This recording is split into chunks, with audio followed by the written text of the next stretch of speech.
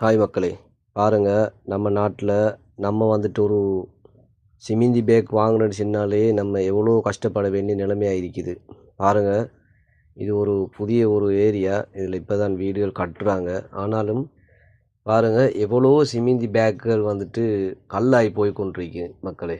பாருங்கள், இதெல்லாம் வந்துட்டு இவங்களுக்கு இனி கணக்கு இல்லை. என்ன செய்ய, நம்ம நாட்டில்னு சொன்னால் ஒரு பில்டிங் ஒன்று கட்டுறதுக்கு போதுமான சிமிந்தி பேக் இடத்துல நாசமாயிருக்கு. பாருங்கள் அப்போ எப்படிலாம் நாசமாகுது பொருட்கள்னு சொல்லி. பாருங்கள் மக்களே, அவ்வளவும் வந்து சிமிந்தி பேக் தான்.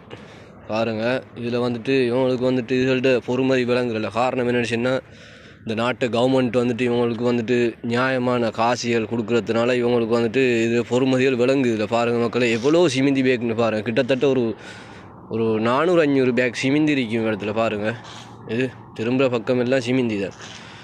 பாருங்கள் மக்கள், எவ்வளோ ஒரு சிமிந்தின்னு சொல்லி எவ்வளோ சிமந்திகள் வந்துட்டு நாசமாகப்பட்டிருக்குன்னு பாருங்கள்.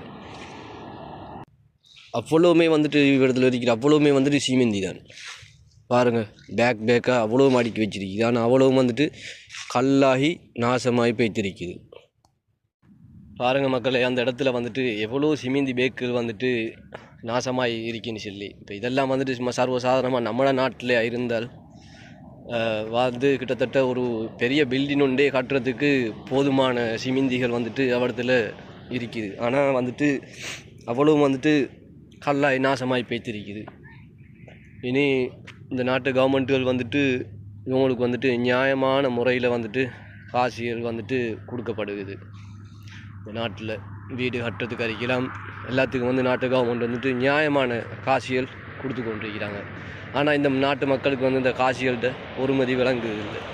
என்ன செய்ய, பார்க்கும்போது உண்மையிலே கவலையாக இருக்குது. கருத்துக்களை நீங்களும் கமெண்டில் சொல்லுங்கள் மக்களே.